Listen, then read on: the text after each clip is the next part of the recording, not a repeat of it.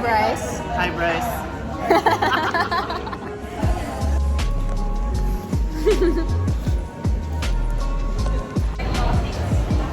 Doesn't want to share drinks with me. Alright, this is a practice. Are you videoing? Yes, I am. Oh, you're a video. Alright. Hi guys, and welcome to the Mar Project. Hello and welcome to the Mar Project. Marju here, and I just wanted to say, what's this? An anniversary video? Already? Stars above, I can't believe this. It's not just a prank, it's the real deal. That's right, our book club is another year older. In total, we're celebrating 4 years of my non-stop reading and writing spirals and yapping videos if you're watching the YouTube video. But for each pages, I'm not really too peachy right now, just my nails, I guess. She's turning a year old. So happy birthday, little one. Don't have a cake, I just have a cookie though. To mark this anniversary, I'll be kicking the celebration off with a brand new book review and classics literature analysis. You guys will never guess which book I finally got. Okay, go on, guess. Well, from the title alone of this video, you already know it's real. I finally got to read Fyodor Dostoyevsky's Crime and Punishment, and I finally got to say his name correctly. It's a dream come true. So I've been warned by enough people already. Okay, just 2 people. First, my philosophy professor, Professor Val, if you're watching this. And he told me I'd be scarred for life after reading that book, and I would probably need to pray before and after reading it, probably even during while reading it. And of course, my boyfriend Jerome, who is filming me as we speak. You wanna say hi? Wow! And he said that if the other book from Dostoyevsky, Notes from the Underground, was enough to make him cry, then how would I feel reading this book, right? Well, this will be a long post for those who are reading the blog post or a video if you're watching this. So this will probably even be my longest ever. So sit back and let's get started. But first, shall we have some tea? Now let's ramble briefly about our boy Fyodor Dostoyevsky. Fyodor Mikhailovich Dostoyevsky is renowned as one of the world's greatest novelists and literary psychologists. His work grappled with deep political, social, and religious issues while delving into the often tortured psychology of characters whose lives are shaped by these issues. So I only got this from Spark Notes because I can't write well. So born in Moscow in 1821, he was the son of a doctor. In 1847, Dostoyevsky became active in socialist circles, largely because of his opposition to the institution of serfdom. On April 23, 1849, he was arrested for his participation in a group that illegally printed and distributed socialist propaganda. After spending 8 months in prison, he was sentenced to death for membership in the group and fled, with other members of the group to be shot. But the execution turned out to be a mere show and was meant to punish the prisoners psychologically. So Dostoyevsky then spent 4 years at a labor camp in Siberia following the 4 years of military service. And of course, since I mentioned Siberia, this will be very useful later throughout the video, so keep watching or keep reading. Also, here's a fun fact I learned about the Russian naming system. Now, I'm not sure if it applies until now, but according to Jerome's sources, it does. And usually, you're given 2 names, right? And of course, your surname. So pick whatever you want for a first name, but your second name has to follow a patronymic system, which means that you're usually named after your father. With Fyodor Mikhailovich's case, his father's name was probably Mikhail. So it's important to note that there are also gendered second names that use specific suffixes like Oldich for male or Ovna for female. This was actually surprising. Now let's talk crime and punishment. See what I did there? Yay. Our story opens up with a former student named Rodion Raskolnikov, or the Rascal as I like to call him. You guys see what I did there? Please? Well, we'll just call him Rodia for short because that's how he was referred to by his family in the story. So, he's behind his rent and he's kind of broke as hell, just like me. Lately, he's been thinking about how much of a greedy meanie this pawnbroker named Alyona Ivanovna is and how he wants to eliminate her. And she's nothing but a pawn in his life. Guys, please laugh. So he successfully carries out the plan for murder. He makes a distraction by distracting Alyona with an axe behind his back. When fully distracted, he hits her with the axe until she lays on the ground, dead and blood splattered everywhere. Ouch. At first, Alyona's sister, named Elizaveta, sees the crime and sees that Rodion was behind the murder, but he decides to kill her too with the axe, so prevent other witnesses. But terrified after noticing that the front door was left open the whole time after his two murders, he does what he could to wash up all of the evidence. And what this reminds me of is a Netflix K-drama called The Killer Paradox. It's good, you guys should watch it, seriously. The whole axe and murder and rogue student only made me see the book as a parallel to the K-drama I recently finished watching, because both of the main characters, Rodion and Lita, are both former college students who live in broken, worn-down apartments. And both Lita and Rodion Raskolnikov committed their first acts of murders using an axe. The only difference that was the former was out of self-defense, while the other was an acted upon desire. However, both of the characters' victims were seemingly bad people who were better to plan as a means of cleansing. Rodion, perhaps out of will, has been experiencing hallucinations, kind of like Lita did after his first murder. But at least we have his family by his side, like Pulcheri Alexandrovna Raskolnikov, Rodion's mother. Also, disclaimer, I might be butchering a lot of the names in this story, so please be gentle with me. But of course, there's also another guy who's been taking good care of his best friend Raskolnikov, and that is none other than Dmitry Prokofyevich Razumikhin, Rodion's best friend, who's a ray of sunshine unlike the grumpy Rodion, aka my new yaoi scenario. So Rodion meets Fyodor Petrovich Luzin. He is his sister Avdotya Romanova, or Donya's fiancé. And Rodion kind of views Luzin as not only a threat to his sister's safety, but it also seems because Luzin just kind of wants to take advantage of Donya because she is from a poor financial situation and he's like this crazy rich guy. It has also been observed by people around Rodion that when he hears the crime being discussed, he becomes easily distressed or flustered. One time on his way home, Rodion sees a badly wounded Semyon Saharovich Marmeladov, who Rodion met once at a tavern. Again, I might be butchering these names. So he was trampled by carriage and he decided to care for his injuries. So Marmeladov is joined by Katerina Ivanovna, his wife, and Marmeladov dies in his daughter's Sofia Semyonovna, aka Sonya's arms. So Rodion leaves some money behind, offering support to the surviving family members, and this makes him feel better and possibly redeemed. And he becomes really close with Sonya, that she later invites herself into Rodion's house, and she's like, okay, you can attend my late father's funeral and the memorial dinner. And she's initially shocked with Rodion and his family's financial state, but she still gives this kind man a chance because why not? They're very destined lovers. We're gonna find out later. I was rooting for them the whole time. So soon Rodion comes face to face with Porfiry Petrovich, who is in charge of the murder case. Fun fact, he's also Razumikhin's cousin. So Rodion feels that Porfiry may be able to see right through him, to which Porfiry brings up an article that Rodion had written 2 months prior to the beginning of the story. So it's called On Crime, which discusses how certain men were above the general run of humanity, and as such, they have a right to commit murder. Dmitry is surprised that Rodion would carry such a view, so he starts to suspect his best friend, especially given his recent strange behavior. And then one time, while the besties were on their way back home to Rodion's house, Rodion spots a man in the street looking for him, and he calls him a murderer, causing Rodion's old dark thoughts to return, and he spirals down even more. He tries to consider the man's words, but also fights against them with his own, believing that people like Alyona were no good for this world. And then he finds a stranger just waiting for him in his room. And that stranger is, this name will be incredibly butchered, but this guy is called Arkady Ivanovich Vidrigailov.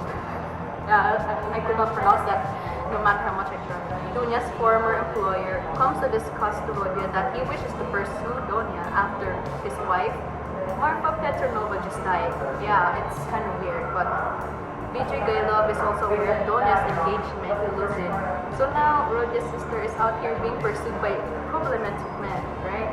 I sure hope she ends up with Dmitry instead, because he once confessed to liking her while he was drunk, which was really funny. I mean, that's liquid courage and liquid pride. So this also reminds me of how Lita's sister, if I'm not mistaken, was also engaged to a problematic man named Hassan Min, who is played by the cute and handsome Rodion.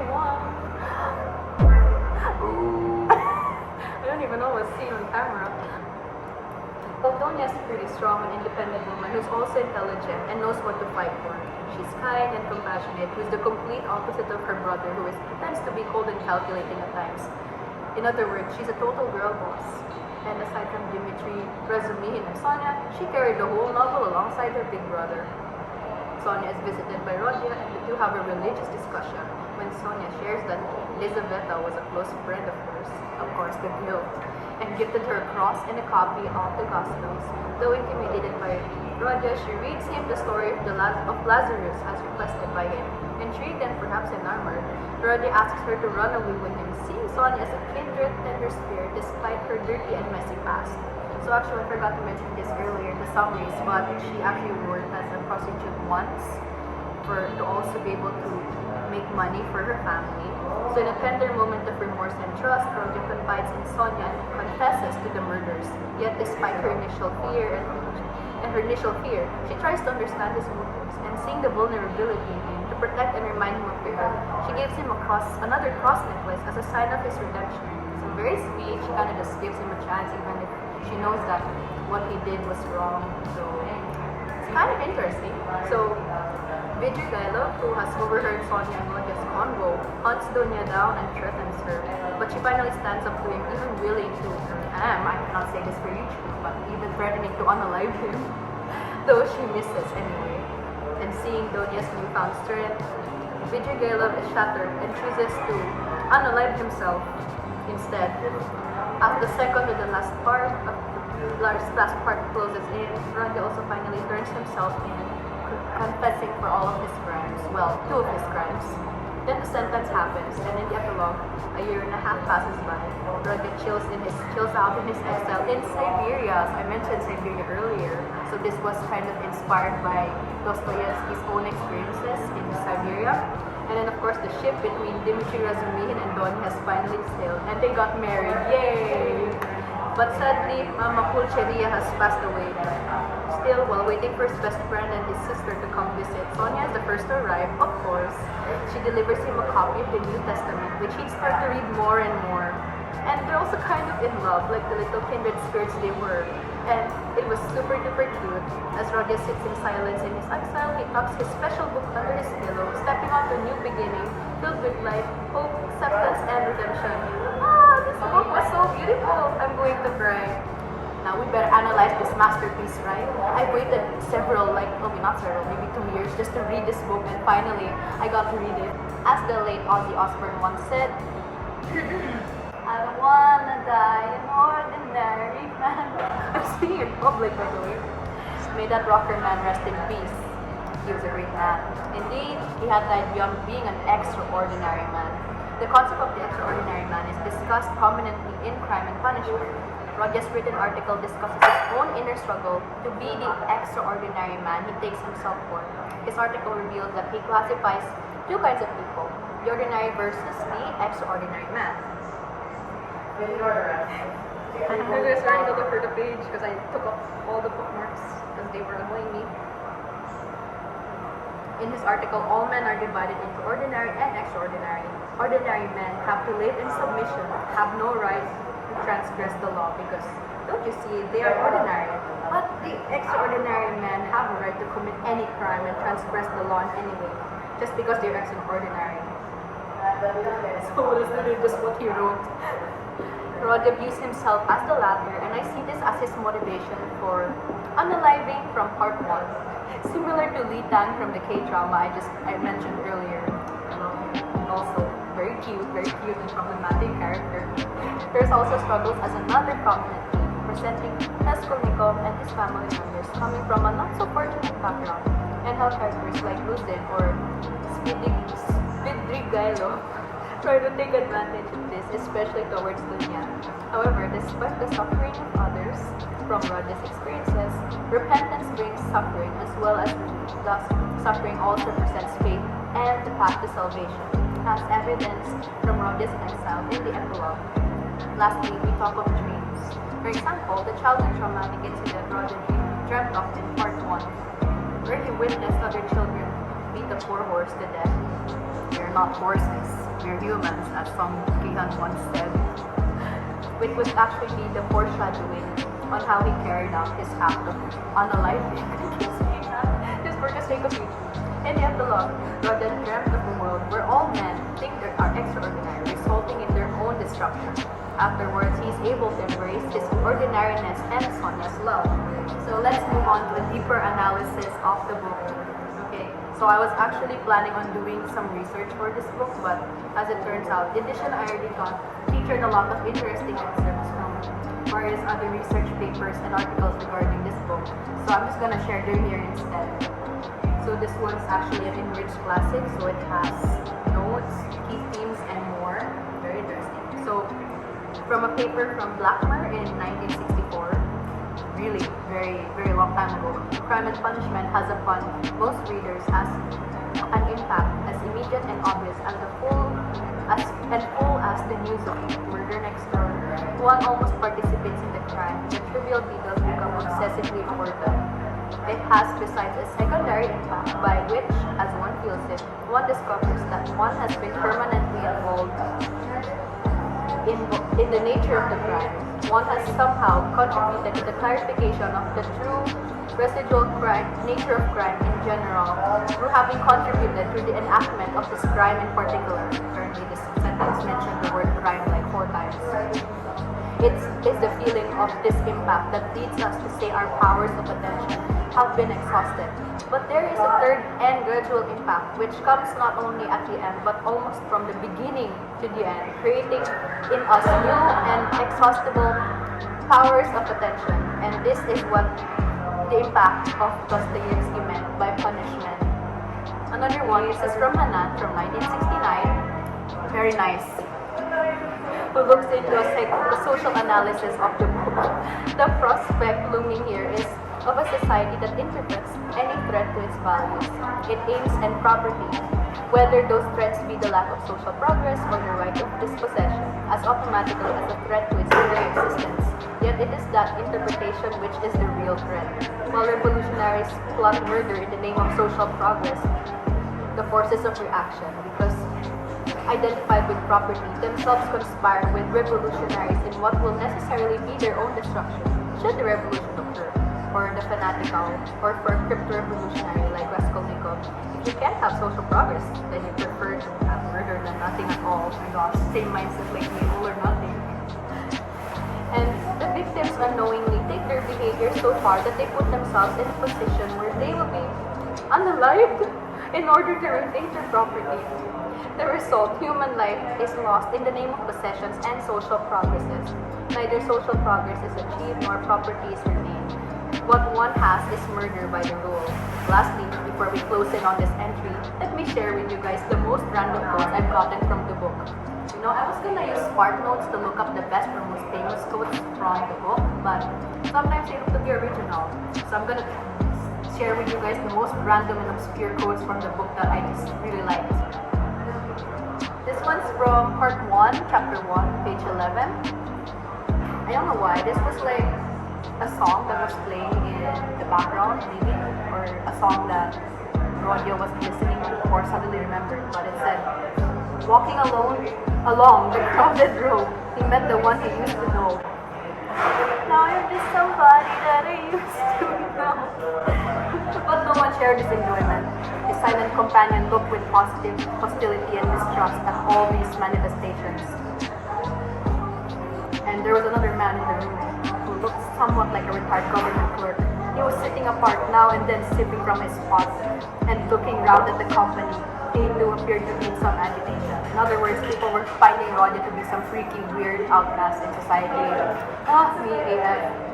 And this is another quote from part 1, this time from chapter 2, also the same page. Raskolnikov was not used to crowds, so he's an introvert, guys. Who relates? Raise your hands if you're an introvert. And as we said before, he avoided society of every sort, more especially of late. But now all at once, he felt a desire to be with other people. Okay, maybe he's not relatable after all. Okay, actually he is. Introverts that also desire human contact or physical contact. I totally understand. Again, raise your hands if you relate. Something new seemed to be taking place within him, and with it, he felt a sort of thirst for company. Alright. And then, after that, another quote from part 4, chapter 1. This was Vidrigailov versus Raskolnikov. Again, I might be butchering, especially the other name. Raskolnikov continued to look at him in silence. That in my own house I persecuted a defenseless girl and insulted her with my infamous proposals. Is that it? I am anticipating you. But you've only to assume that I am a man et nihil human. In a word, that I am capable of being attracted and falling in love, which does not depend on our will. Then everything can be explained in the most natural manner. The question is, am I a monster or am I self a victim? He's gaslighting you guys, by the way. And what if I am a victim? In proposing to the object of my passion to elope with me to marry her Switzerland, I may have cherished the deepest respect for her and may have thought that I was promoting our mutual happiness. Reason is the slave of passion. No, quite probably I was doing more harm to myself than anyone. But that's not the point. Raskolnikov interrupted with disgust. It's simply that whether you're right or wrong, we dislike you. We don't want to have anything to do with you. Go out! Yeah, he was actually roasting. Okay, and then there's another one. Part 4, Chapter 5, Raskolnikov and Porfiry. It's a lesson. This is beyond the cat playing with the mouse like yesterday. He can't be showing off his power with no motive. Prompting me. He is far too clever for all that. He must have another object. What is it? It is all nonsense, my friend. You are pretending to scare me. You have no proofs and the man I saw had no real existence. You simply want to make me lose my head, to work me up beforehand, and so to crush me. But you are wrong. You won't do it. But why give me such a hint? Is he reckoning on my shattered nerves? No, my friend. You are wrong. You won't do it even though you have some trap for me. Let us see what you have in store for me. So this was Porfiry responding to Raskolnikov. Because at first, Rodion was literally saying, I committed the crime, and then Porfiry is like, I don't believe you. And then this one's the last quote I'm going to read out loud. It was so funny. It took up like, how many pages did this last? This is Vidrigailov's yapping. I'm only selecting this one because it was so long and it was so funny, and I figured I'd try and see how long I can yap. It's actually 3:31 as Jerome films this. Yes, it was. I see that you two are extremely interested and shall feel it my duty to satisfy your curiosity at the first opportunity. Upon my soul, I see that I really might pass for a romantic figure with some people. Judge how grateful I must be to Marfa Petrovna for having repeated to Avdotia Romanova, who is Donya, by the way, such mysterious and interesting gossip about me. I dare not guess what impression it made on her, but in any case it worked in my interest. With all Donya's natural aversion, and in spite of my invariably gloomy and repellent aspect, she did at least feel pity for a lost soul. And if once a girl's heart is moved to pity, it's more dangerous than anything. Guys, he's an insult. She is bound to want to save him, to bring him to his senses, and lift him up and draw him to nobler age and restore him to new life in his homes. Well, we all know how far such dreams can go. I saw at once that the bird was flying into the cage of herself, and I too made ready. I think you are frowning, Rodion Raskolnikov. There is no need. As you know, it all ended in smoke. Hang it all, what a lot I am drinking. You know, I always, from the very beginning, regretted that it wasn't your sister's fate to be born in the 2nd or 3rd century AD as the daughter of a reigning prince or some governor or proconsul in Asia Minor. She would have undoubtedly been one of those who would endure martyrdom and would have smiled when they branded her with hot pincers. And she would have gone to it herself. In the 4th or 5th century, she would have walked away to the Egyptian desert and would have stayed there 30 years living on roots of ecstasies and visions. She's simply thirsting to face some torture for someone, and if she can't get her torture, she'll throw herself out of the window. I've heard something from Mr. Raskolnikov. He's said to be a sensible fellow. His surname suggests it indeed. He's probably a divinity student. Well, he'd better look after his sister. I really understand her and I'm proud of her. But at the beginning of an acquaintance, as you know, one is apt to be more heedless and stupid. One doesn't clearly see it. Hang it all, why is she so handsome? It's not my fault. In fact, it began on my side with a most irresistible physical desire. Avdotia Romanova is awfully chaste. Sorry, I'm incredibly and phenomenally so. Take note, I tell you this about your sister as a fact. She's almost morbidly chaste in spite of her broad intelligence and hostility her way. There happened to be a girl in the house then, Parasha, a black-eyed wench, whom I had never seen before. She had just come from another village, very pretty but incredibly stupid. She burst into tears, wailed so that she could be heard all over the place and caused scandal. One day after dinner, Fyodor Mikhailovich followed me down avenue in the garden and with flashing eyes insisted on leaving my poor Parasha alone. It was almost our first conversation by ourselves. I, of course, was too only pleased to obey her wishes, trying to appear disconcerted. Embarrassed, in fact, played my part not badly. Then came interviews, mysterious conversations, exhortations, entreaties, supplications, even tears. Would you believe it? Even tears? Think what the passion for propaganda will bring some girls to. I, of course, threw all of my destiny. Both as hungry and thirsting for life, guys. He's still not done yapping. Oh my gosh. And finally resorted to the most powerful weapon in the subjection of the human heart. A weapon which never fails one. This is the well-known resource, flattery. Nothing in the world is harder than speaking the truth, and nothing easier than flattery. If there's the 100th part of a postal, it's speaking the truth leads to a discord, and that leads to trouble. But if all the last note is false and flattery, it's just as agreeable and is heard not without satisfaction. It may be, of course, satisfaction, but still a satisfaction. And however coarse the flattery, at least half will be sure to see through. That's so for all stages of development and classes of society. A crystal virgin might be seduced with flattery.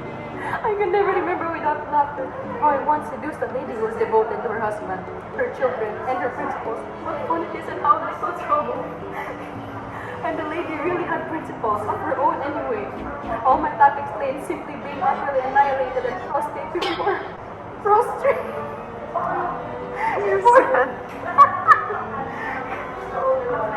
Before purity. I blunted her shamelessly, and as soon as I succeeded in getting her pressure off the hand, even a glance at her, I would reproach myself for having snatched it by force, and she would declare that she had resisted, so that I could never have gained anything but from her being so unprincipled. I maintained that she was so innocent that she could not foresee my treachery, and yielded to me unconsciously, unawares, and so on. In fact, I triumphed, while my lady remained fully convinced that she was innocent and faithful to all her duties and obligations. She had succumbed quite by accident, and how angry she was with me when I explained to her at last that it was my sincere conviction that she was just as eager as I. Poor Marfa Petrovna was awfully weak on the side of flattery, and if I only cared to, I might have had all her property settled on me during her lifetime. I am drinking an awful lot of wine now, and I'm talking too much. He's actually aware of it. It's monologuing. I hope you won't be angry if I mention how I was beginning to produce the same effect on Alyona Romanova. I was so stupid and impatient and spoiled it all. Alyona Romanovna had several times, and one time in particular, been greatly displeased by the expression of my eyes. Would you believe it? There was sometimes a light in them which frightened her and grew stronger and stronger and more unguarded till it was painful to her. No need to go into detail. But we parted. There, I acted stupidly again. Continues. I fell to jeering in, but we parted. In the chorused way at all such propaganda efforts to convert me, Parasha came on to the scene again, and not she alone. In fact, there was a tremendous to-do. Rodion Raskolnikov, if only you could see how your sister's eyes can flash sometimes. Never mind my being drunk at this moment and having had a whole glass of wine. Oh my God, it was just a glass of wine? Are you kidding me? I'm speaking, to be fair, I have low tolerance. It's like you. I am speaking the truth, I assure you that this glance has haunted my dreams. The very rustle of her dress was more than I could stand at last. I really began to think that I might become epileptic. I could never have believed that I could be moved to such a frenzy. It was essential, indeed, to be reconciled. But by then it was impossible. And imagine what I did then. To what a pitch of stupidity a man can be brought by frenzy. Never take anything in a frenzy, Rodion Raskolnikov.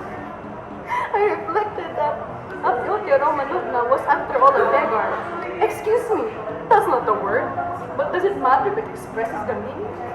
He's saying her thoughts are being expressed as well. That she lived by her work. And that she had her mother and you to keep. Hang it, you are frowning again. He's always saying that too. He's always saying that to the neighbor. And I resolved to offer her all my money, 30,000 rubles. I could have realized then if she would run away with me here in Petersburg. Of course, I should have vowed eternal love, rapture, and so on. Do you know, I was so wild about her at that time that if she had told me to poison Marfa Petronovna or cut her throat to marry herself, it would have been done at once. But it ended in the catastrophe, which you know already. You can fancy how frantic I was when I heard that Marfa Petrovna had got hold of that scoundrelly attorney Luzin and almost made the match between them, which would really have been just the same thing as I was proposing. Wouldn't it? Wouldn't it? I noticed that you've begun to be very attentive. You interesting young man. He was flushed. Like, he was talking for like, oh, I know, seriously guys, he was talking for like 1, 2, 3, 4, 4.5 pages. That's how long the yap was, and I'm out of breath.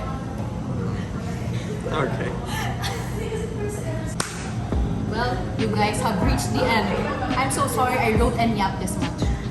Well, cut me some slack. It's actually the book blogversary, and I couldn't be any happier. 4 years of this book blog in the making. I know it's not enough right now to build my following, and I'm saying this to like my 5+ followers or something. I guess 6 including Jerome. Still, this book blog, regardless of what name it has at the moment, baby bookworm, HP pages, it's my passion project. I always wondered what it would be like to start a blog, considering I already have my YouTube channel. I guess I want to build my following a bit more and also explore new fields in order to create more content like this one. And I'm grateful that I'm continuing to work on this book blog. While my posts are not as consistent as before, I still want to be able to find the time to post here whenever I can. This blog makes me happy, and being able to talk about the things that I like makes me happy.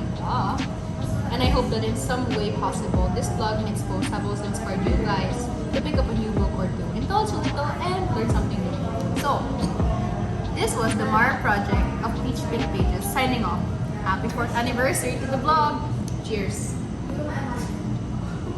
Spasiba. Whoa. Subscribe.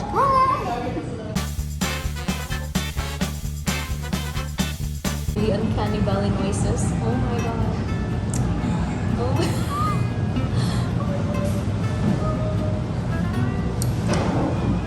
Better not be upset when I see that. That's why I'm not going to show you. What do you mean?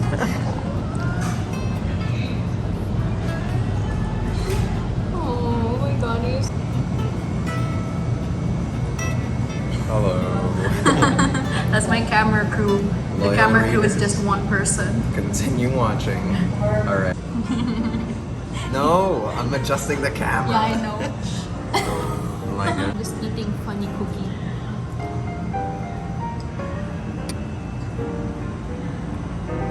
Hang on, it stepped on one of the buttons. Stop recording!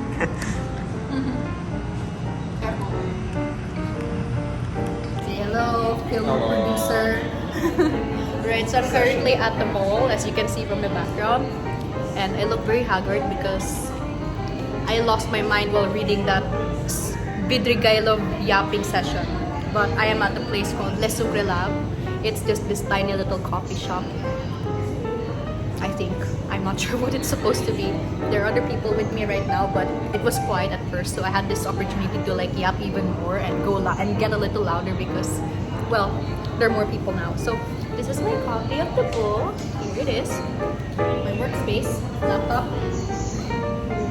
my coffee that is actually not coffee. Jerome again. And yeah, that is the book blog. Yeah. I'm running out of things to say. Cookie. Your thoughts? Oh, okay. What's his name again? The monologue. Vidrigailov. I don't even know how to pronounce his name. Vitrigelo? Yes. You are a Redditor. my Redditor. friend. Yeah, he's like 1800s Redditor or something. Incel, actually. Incel, if I must say so myself.